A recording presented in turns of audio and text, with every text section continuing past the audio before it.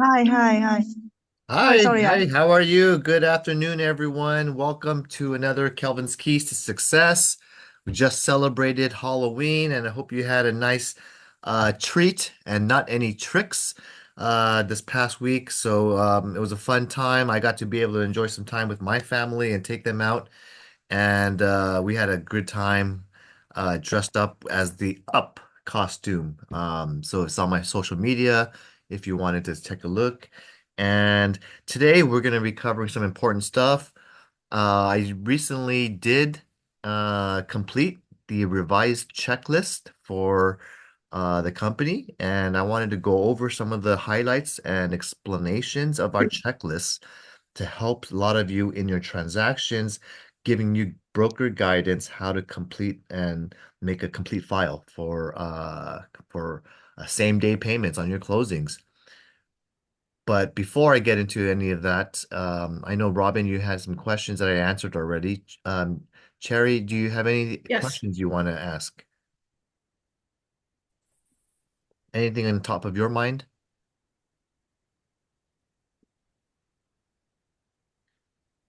If not, I'll start jumping in. So I'm going to go ahead and start sharing my screen. And I have my Dynasty Agent resources here in my drive, and just letting you know how to access the company drive resources.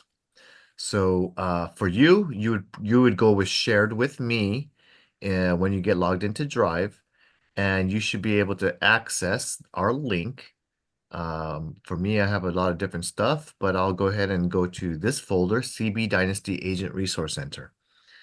And it's a good idea to keep this link handy because inside the forms and checklists, I have a revised lease checklist. And I also am nearly finished with the residential lease checklist. So I will replace this one in probably by the end of day today or tomorrow. All right, revised October, just 2024. You can see the newest one right here. And I'll make it a little bit bigger. So one thing to point out is I used to have a two-page checklist, and now it's become a four-page checklist. So don't worry, it's not anything that's gonna really make or break you. Why I did it this way is giving you my explanation is because this checklist can be used, get used to it, get comfortable with it. Because my intention is to use the same checklist for all residential 1 to 4 units, as well as all residential land sales, and to cater to any and give guidance for any specific scenarios that you may encounter in your transactions in the future. So just to let you know and how to always check, this was last revised last week, and I wanted to get your contingency removal periods in front of you when your deadline for close of escrow, and obviously most of this is unchanged up here. Now, if you notice that there are some additional forms, yes, there's a lot of different things to go on to cover, but I wrote and revised all the special instructions for each specific form. So I want to make sure you understand how to interpret and read this to help you get your documents in compliance right around the contingency removal period time. That's when you should be having a pretty much a fully completed doc ready for broker review early. And I can always give you a free checkup on your files to let you know if there's anything missing, and every transaction is very unique. So I may have to ask for something specific or not. And so it's a good idea to be familiar with the remaining pages. Just to give you an overview, all of these boxes in this paragraph up here are done in the preliminary negotiation phase right up until execution of a contract. So let's just say the last step would be, hey, they signed a SMCO, you guys executed it, and now you're ready to open an escrow because both parties agreed to a multiple counteroffer, for example. Everything up here is phase, I guess, preliminary right up into execution. And then your I try to put it in what's called chronological order. So it's chronological order, meaning the next step is the buyer should be delivering the deposit check, and our seller escrow should be giving a receipt right away once received. And then after they receive it, they usually deliver it right away, the escrow and commission instructions to the broker. So it's very intuitive, is what I want you to understand. Before I get down to the next phase, I just wanted to make sure how we're covering this. If you're a listing agent, you're going to get your agency disclosure. You may have to get an SCLM if you are putting into the MLS beyond 48 hours from the beginning date. So if I need put the beginning date to be today's November 5th. If I'm taking a listing on today and I have a meeting with them, my beginning date is November 10th. Okay. I better put it on November 10th, November 11th, or November 12th. Anything beyond November 12th, and I need to, for example, take photos and I need to wait for the seller to do one room and paint it, then I will add form SCLM to cover the period beyond 48 hours. And so I can either place it as coming soon or I should register it with the MLS if it's going to be that situation. Okay. So there is the instruction. It's trying to give you very clear guidance. Now, if you want to avoid the SCLM form, then stipulate the exact date you're going to put it on market. And that could be used from Form MLS Addendum. And I'm going ahead and I'm signing it. The beginning date is November 10th, but my MLS Addendum instructs me to put it on November 20th. Then go ahead and that kind of helps me avoid the SCLM form if you want to avoid one piece of paper. Okay? So here's some clear guidance. Now, I want to make sure that if you're writing a listing agreement, you're only going to be negotiating your side of the deal, which is your services as listing broker. And expect you to, with broker guidance, negotiate greater than 2% if it's a residential sale, like a standard house or a condo. And hopefully you're getting at least 4 to 6 month listing period time. Okay. I put it in bold. Do not negotiate a buyer broker compensation fee. Please let the seller consider them along with each offer. And if you want to stipulate a specific fee out, you could prepare the seller and tell them, hey, seller, by the way, each offer will like very likely 9 out of 10 will very likely ask for your compensation to be paid by you, seller. And they are going to attach a form SPBB. Hey, let me give you a copy of an offer. Here's an purchase contract, RPA. Here's the area paragraph 3G3, and that's where they check a box if they're going to ask for the seller to pay it. And here's that form. And they may put a percentage in here or a flat fee like $10,000, or they might put 2.5% or 3% if they're requesting whatever they want. And you're going to be able to review them case by case by case. And we don't set the rates for someone else's services. They're going to indicate it on their offer. But don't worry, seller. If we receive an outrageous request, let's just say they ask for 6% of your compensation, and that's very unreasonable to you, we could still send them a counter offer and counter their SPBBB form of 6%, and we could counter them to 3%, or we can counter them to 2.5% and indicate that you're willing to uh, consider their offer based on your counter terms. So that's how we should treat this. By the way, seller, while I'm on the discussion of a cooperating broker fee, do you want to authorize me to communicate that you're willing to consider a specific or certain amount or percentage? If so, I would like your agreement in writing to give that instruction so that way I can communicate your willingness to supply 2.5%, for example, and your willingness to compensate the buyer's broker on a reasonably acceptable market offer. Uh, if you want to instruct me, I can communicate this amount or percentage via any other means and channels except the MLS. It could be by phone call because when they text me and they schedule a showing, it's when they I meet them at the open house and I see the agent there at a direct showing. Whichever means I can email it out and I can put it on the marketing as well. I could put it on the flyer. Sellers willing to compensate buyer's broker 2.5%. If you want to give me written instruction, then let's put it together. If you want me to just leave it as negotiable, then we'll just review them case by case. How would you like to me to work? Okay, so that's how you go through that conversation. Make sense? The new listing contract, because of all of the complications post settlement, then they have bundled everything together. So I included bundled. They include the seller's advisory, the broker compensation advisory, how each broker is paid and compensated. And the PRBS form is included that, yes, we could represent more than one buyer or seller.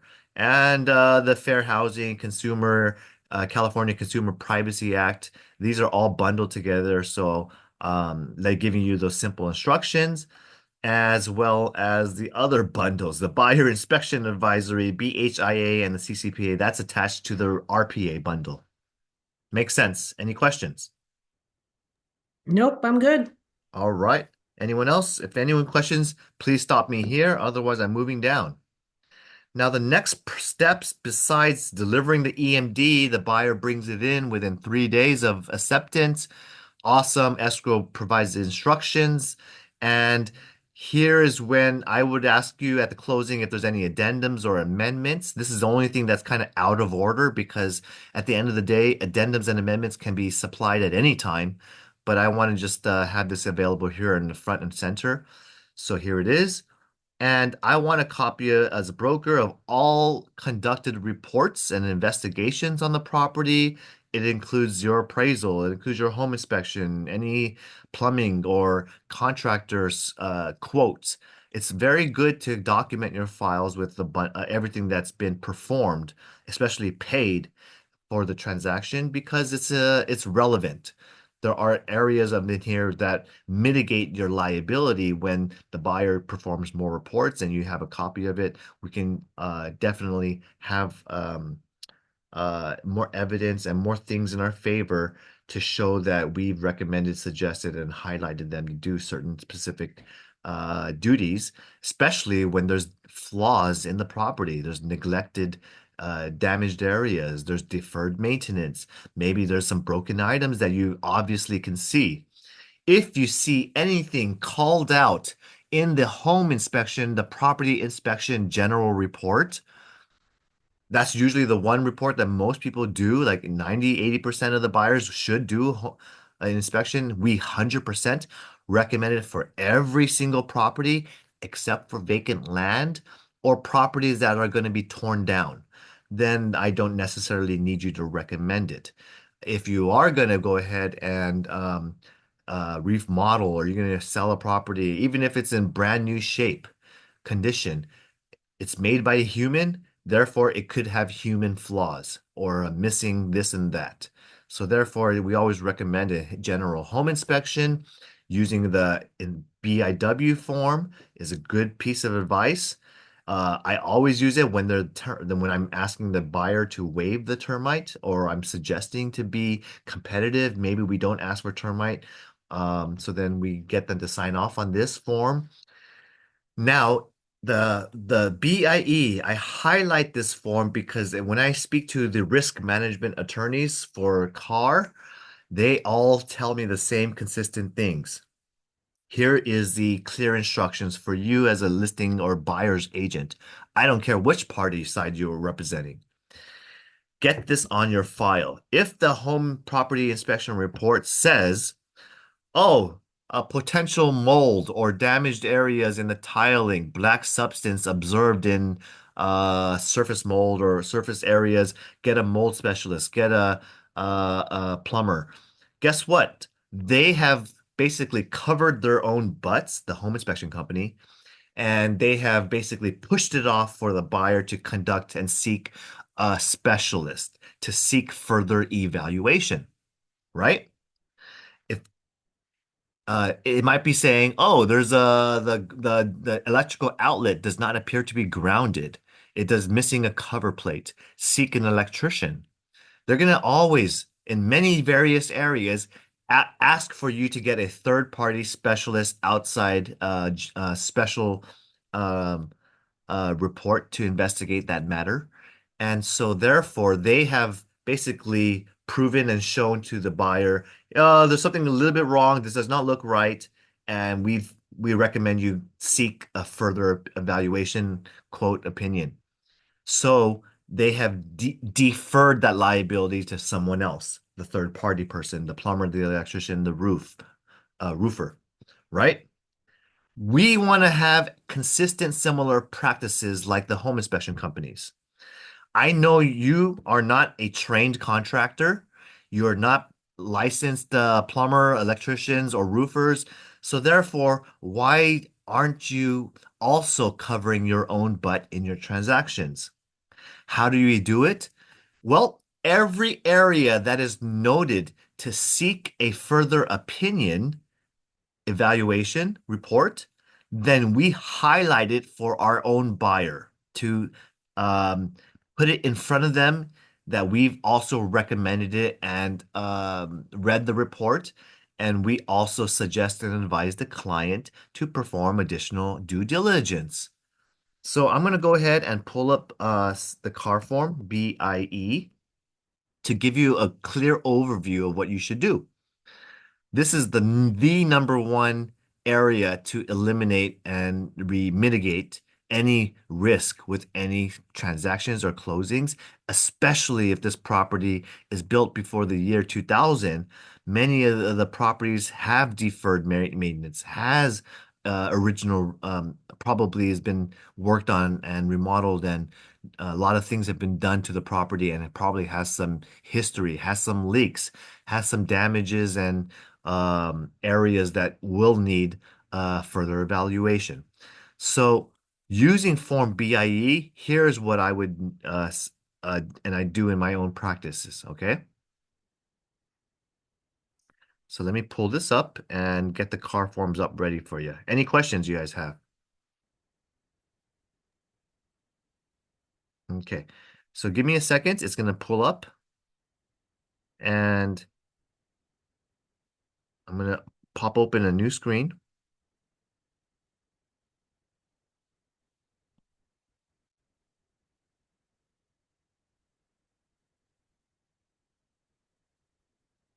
All right, here we go. And as it populates my transactions, here's a test, dummy test transaction here. So I'm going to go type in form BIE because I do think this is an area that many of you are failing to do in your transactions. And I would love for you to hopefully just have a nice file that is bulletproof. So this BIE form, and please let me know if you don't see it. It's pulling up right now, and I'll let you know when it's ready to see.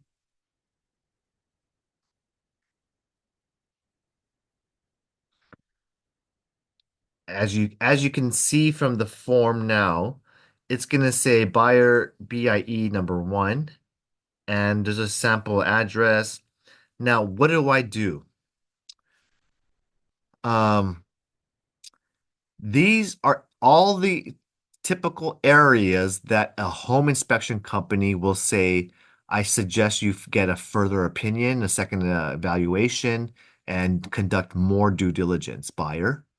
So the general home inspection is obviously something we recommend, and they usually will check this box that they performed it. They usually may have half the deals might have a wood destroying pest termite report provided. So that's another re checkbox that the buyer is probably conducting some investigation on. But in most of the transactions I see, that's really all the areas the buyers are doing. Now, if I'm a listing, if I'm a an agent, I don't care if a listing or a buyer's agent. If I know the home inspection says that you should get some electrical investigation, HVAC specialist, a plumber, maybe I have a sewer line that has a 1950s home and it potentially is backed up, or I've noticed that there is potentially some trees or some lifting of the concrete. Whatever it is, if the general home inspection calls it out, I highlight the words plumbing, lead-based paint, heating, electrical, sewer, whatever it is that I see that is being called out. Buyer, I reviewed the entire home inspection report. There's several areas that they suggested that you conduct additional due diligence. Would you like to hire an extra electrician to check out the wiring? They said that there was a few areas that needed an electrician and paragraph 2, paragraph 4, and number 3B.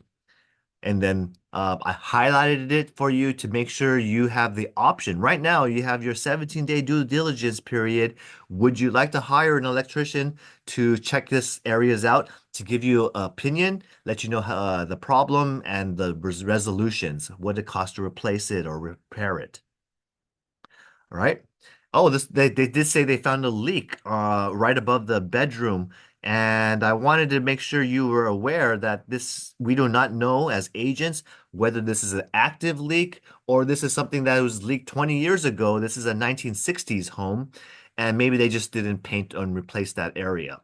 So because I don't have a duty to go into your attic and cannot really tell, I'm not a specialist in roof materials. Would you like to hire a roofer to inspect the roof to go up and let you know if there's an active leak or not? I highlighted the words in number 15 roof because the general home inspector did call it out. And so I'm reminding you, this is your opportunity during this 17 days. Let's go get another evaluation. Okay? Hey, buyer, I noticed this area does look very inconsistent with the rest of the home.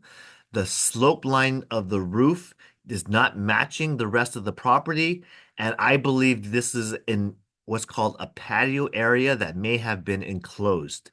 I do not know if they got and pulled permit. I do not have a duty as a buyer's agent to go check for permit history, but I don't mind that you go check it out. I strongly encourage you to check it out because this particular home seems to have some sort of addition in its past history, whether it's performed by this seller or maybe two sellers ago in 2001.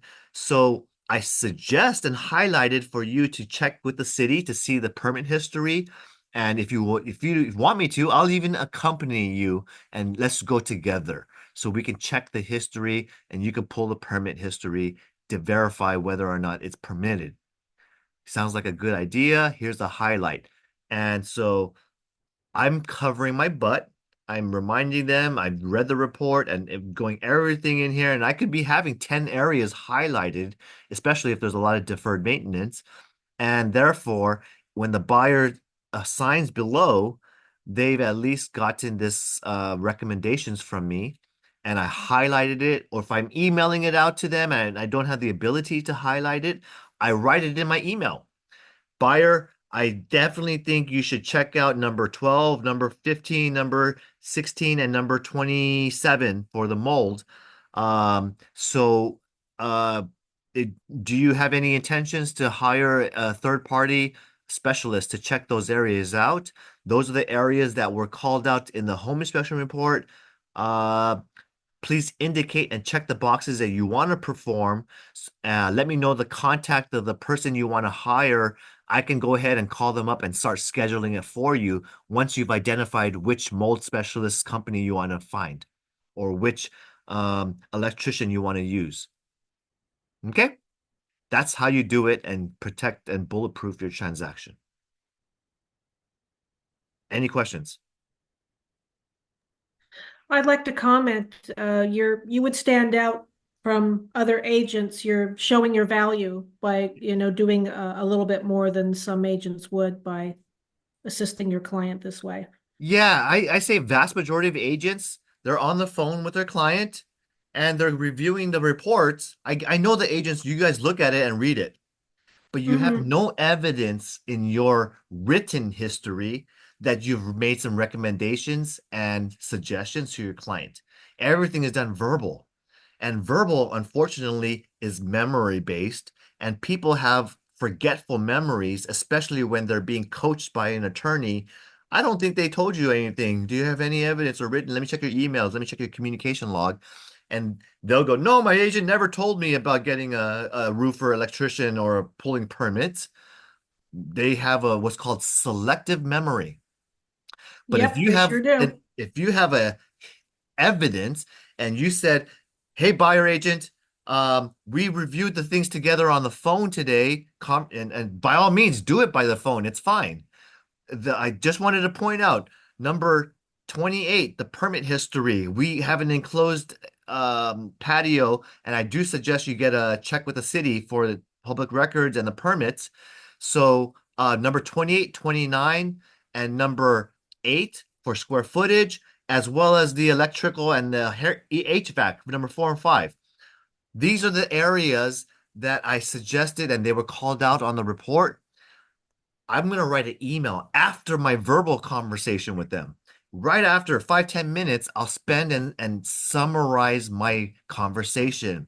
And then I'm going to go, hey, buyer, it was an amazing call. We spent 25 minutes on the phone today covering your home inspection report prepared by ABC Inspection Company, dated February 10th, 2024. Guess what it says? After our findings, I wanted to just give you a summary of what we discussed today, this last 30 minutes. I told you that number 4, number 5, number 10, numbers 28 and 29 are going to be areas that are called out by the inspector, suggesting for you to do additional due diligence. And I wanted to give you some reminder that you're going to go ahead and, as we discussed, you said you're going to go find an electrician, you're going to find a plumber, and you plan to go on Thursday to the city to pull the permits and the public records. Boom. You've now emailed that out. They'll read that and go, yeah, that makes sense. That's what we covered. Thanks for the reminder. They'll appreciate it. And you've now documented in your history your Exactly. verbal conversation. That is how you do it. Okay. And it could be everything, including the insurability of a home, especially if they have not discovered the insurability. You're like the 12th day into escrow. If you don't know your insurance company, that could be a very cause of you not getting your loan approved. And you might even find that that this property is non-insurable because they probably maybe had one or two water related incidents, claims history in the past 5 or 7 years, and then it may not be insurable at all. And you had no knowledge. Okay. So there's a lot of cool things in this one page form that will be so strong in the event of a complaint. All right. If there's no other questions, I'll go back to the checklist because I always think that's very important to cover. Okay. Do you guys see this checklist in front of me again or not? Yes, It's highlighted, right? yeah, I do. Okay. Now, after you've performed all of your investigations and inspections, the natural progression of the remaining steps are also below. Okay. Number one, you might request for repairs. And even if the seller says, no, I don't do anything, you still give me a copy of the response, if any. Notice I wrote in here, seller is not required to repair anything or respond unless they already pre-committed to, like the smoke detectors, carbon monoxide. Then you obviously already checked the seller to pay for it. So then give them a notice to perform to do it before the appraiser comes out. Um, so I want a copy of your RRs. And if you have a specific city like Los Angeles City, or Azusa, El Monte, Pasadena. They have pre-sale compliance reports that you should be providing. There's others as well, but these are the local ones. And just document your file, provide it to the broker. Termite reports, all copies of all companies. If you perform 3 termite reports, I need all 3 to be documented. And on a side note, if you do 3 termite reports, the buyer is supposed to see 3 termite reports. Have them sign off on the form receipt for reports. There's an extra form for that. Okay. I'm going to actually revise it and put it under here, RFR. Okay, so that's a mental note for me. Now, there's preliminary title reports. There's a buyer's approval at closing. You should be getting it with the escrow package. NHD report and all this stuff. Now we get into what's called some of the disclosures from statutory disclosures from seller to buyer. So here is where I ask, these are pretty much mandatory unless they are exempt, TDS exempt. And the only persons who are exempt, foreclosures like a bank, or foreclosures like maybe they acquired it through foreclosure or an auction. Irrevocable trusts, maybe TDS exempt. Successor trustees of a family trust in which they never lived on the property, as well as it has to be a carve out. And a other statutories, those are pretty much all power of attorney. Okay. If I'm signing and selling a property in a power of attorney capacity and they never lived on the property. So those are all areas of how you exclude statutory disclosures.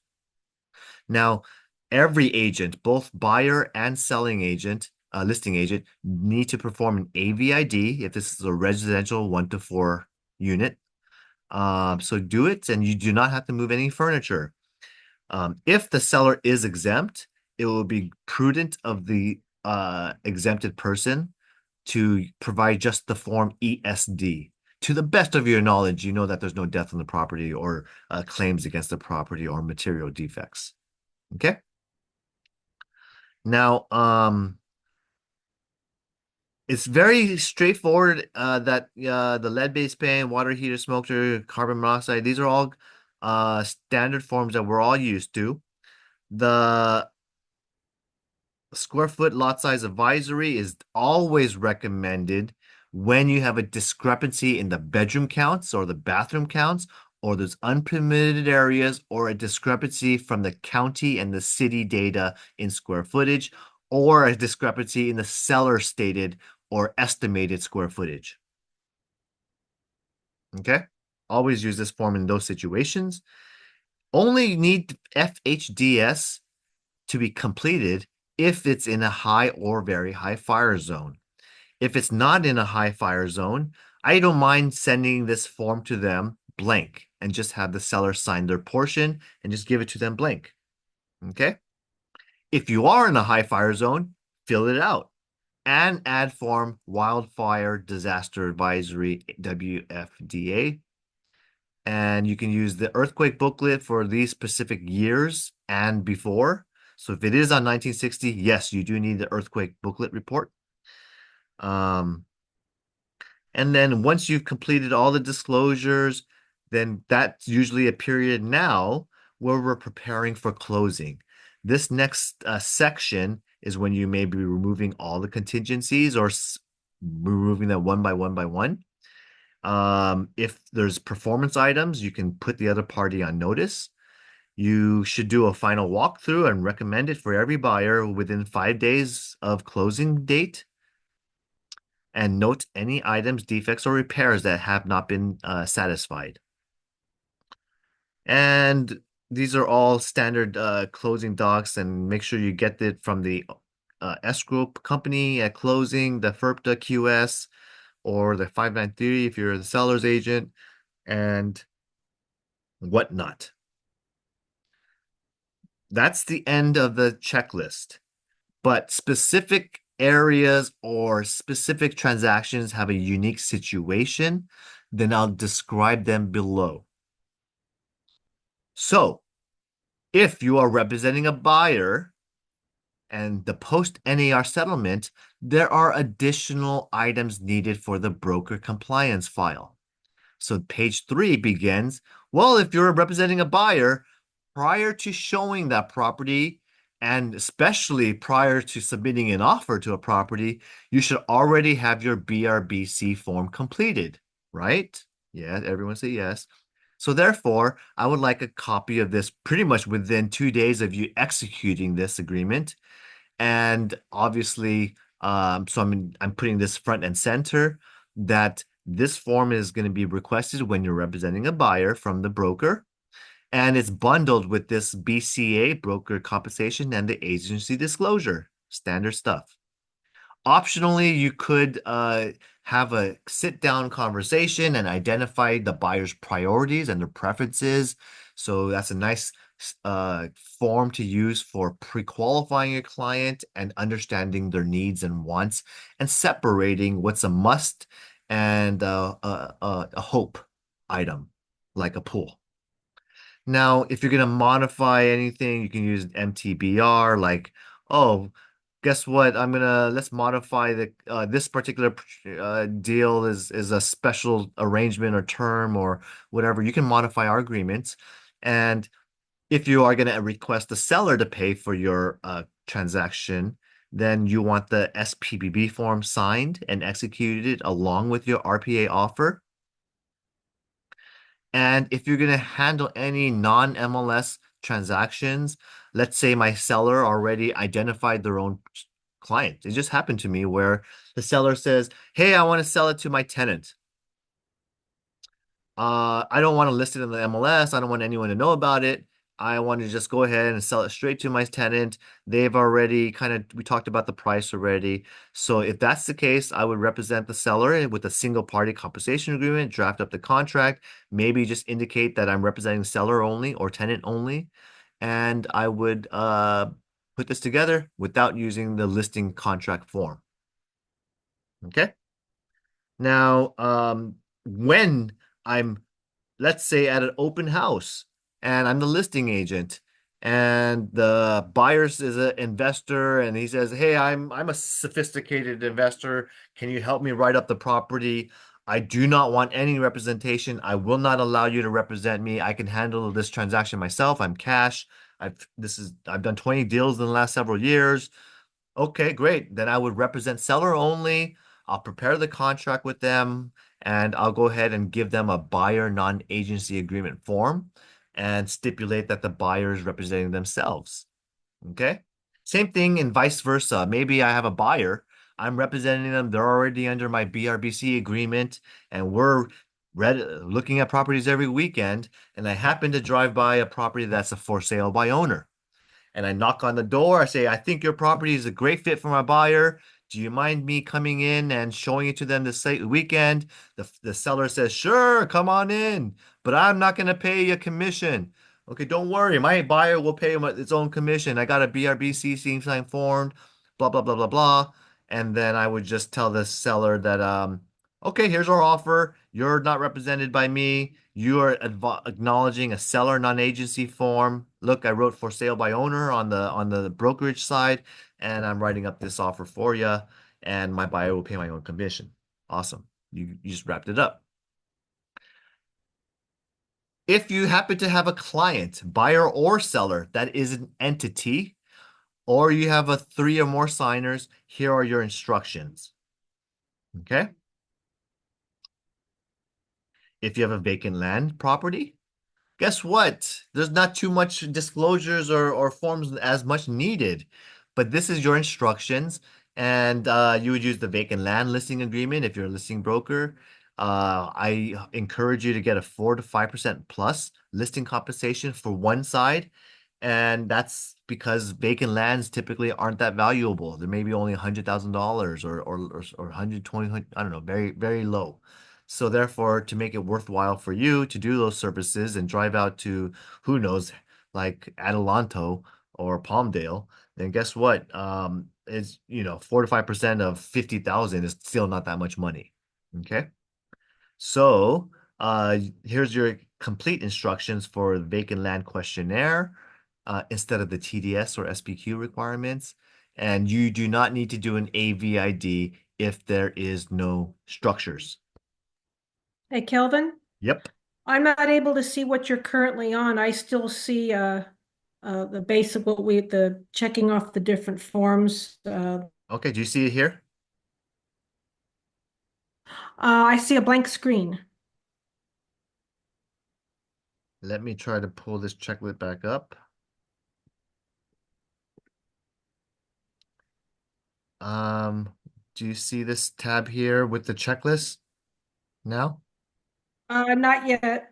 Oh, I see it now. Okay, great. Thank you. It was stuck on the other form. Oh, no problem.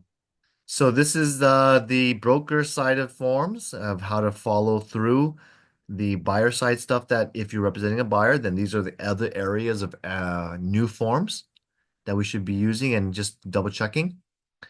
This is when the a client is an entity or you have three or four, five, six, seven signers, you will use form ASA. And then vacant land. This is what I was just left off at.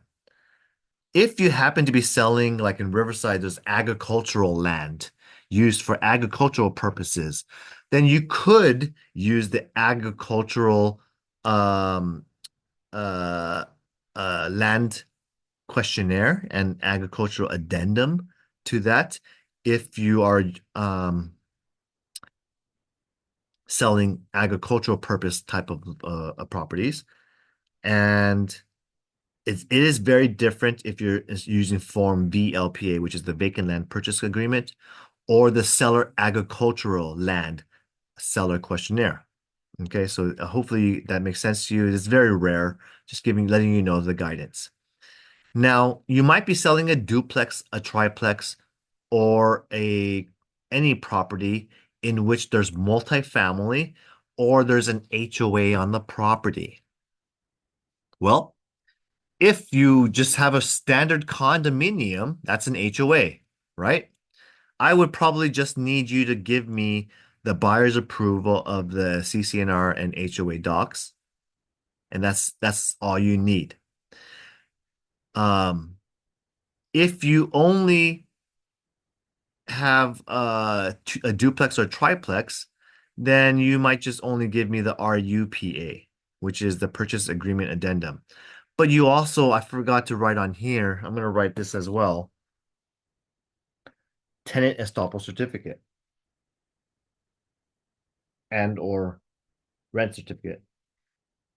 So I'm going to add that one in. Um, when you have a manufactured home, that still qualifies to use this checklist, and you can use this a listing addendum and a dealer addendum slash purchase agreement and TDS. So here's your instructions if you have a manufactured sale. And if you have new construction, I have a reminder that if you're going to a large builder or community, register your clients at your first visit and schedule the appointment. And otherwise, if it's a small subdivision property, you might want to just go ahead and use a new construction purchase agreement because that's the appropriate form for the seller to give a seller and builder warranty and workmanship for California Civil Code for builders. I think it's 200 and something, in which the California Civil Code says that a builder must give a limited warranty to a buyer for construction defects and material and replacement of materials for certain warranted items. Okay.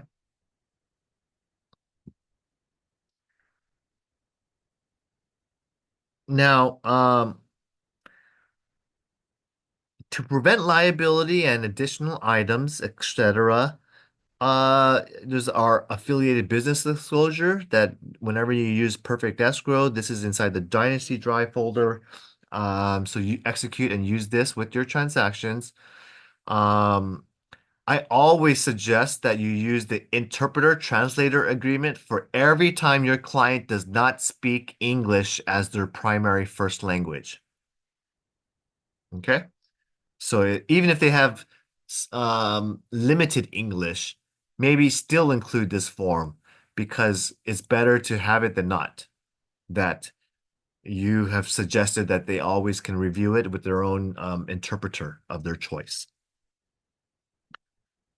Anytime your buyer waives a contingency up front and with the offer, it's risky. So therefore, just add this form, no non-contingent offer advisory, and you can also have this intent to exchange if your buyer or seller is doing a 1031 exchange. If the tenant is going to remain on the property or the seller is going to remain on the property after close of escrow, here are the additional instructions and forms. If it's 30 days or longer, you're going to use form RLAS. 29 days or less, the seller staying there, use SIP. It's a license, not a. The difference here is that the lease after sale becomes a tenant rights and all the statewide rent control stuff applies according to the Tenant Protection Act of 2019. Now, the TOPA form, this is going to be used when you buy a property and the tenant's going to stay there. You do want to get a tenant estoppel certificate signed by the party and the tenant because it's going to affirm what the security deposit is withheld, what being transferred over, the monthly rent, who pays for the utilities and landscaping and the various costs associated with that tenancy. So also you get an affirmation of the person's living there. So it's a great idea to make sure that you have this tenant estoppel completed. Now, if you're going to do open house, we recommend the non-agency sign-in sheet as available. Have several blank copies available when you're hosting an open house, and it just gives instructions that they are currently unrepresented, or they may have their own representation. They can write the agent on the form, and at the very least, try to get them to sign the property showing representation agreement here if you're hosting the open house um and if you have intentions to make them as and become their buyer agent, eventually you would want and have them to sit down and sign a BRBC contract with you. Okay. Walk the property, make sure you are looking and asking permission for signage and checking the city for restrictions. You're also looking for trip hazards and dangers to children or stay people who are handicapped. Okay. Very simple. This is the multi 4-page checklist. I wish I could make it smaller, but unfortunately, there's so much paperwork involved in doing real estate. So I just did it to the best of my ability to apply for manufactured, vacant land, entity sales, tenant occupied property, as well as a regular traditional sale. But it's very, to me, straightforward. Is it too complicated, or how do you guys like it now or not? Any opinions or questions? I think it's self-explanatory. You explained it where it's easy to understand. It's a lot, Mm-hmm. but you can figure it out if you read it and just absorb the information. You should be okay. It's a lot, but it's Okay. easy. Yeah, it's not too bad. Pretty easy. It's just a lot of paperwork now in Yes. California. I mean, I recently closed escrow in another state, and their paperwork was basically 20 pages, not including the title report and the NHD report. But yeah, paperwork wise, I had a contract of about 12 pages and 8 pages of disclosures, and boom, that's it. Well, we're special here in California, so there you go. Hmm. All right. Thank you. Well, thank you for spending election day with me, and hope you already there's still enough time to cast your ballots at your local voting poll center. It's an important election. There's a lot of state measures. No on 33 is what CAR and a lot of the real estate community is advocating. That's really the only one that we're taking a position on, which is basically not allowing cities to have and enforce more rent control. So, other than that, vote your own preferences, read it, be your American rights and duties to express your opinion. And whoever's going to be our incoming president, hopefully we have an improved economy and an improved real estate um, situation. Any other questions I can help you with in your business? No, thank you for the presentation today. All right. Well, we'll continue on in another 2 weeks, and I'll see you at next week's sales meeting on Wednesday. All right, Have a have a good great day, day. everyone.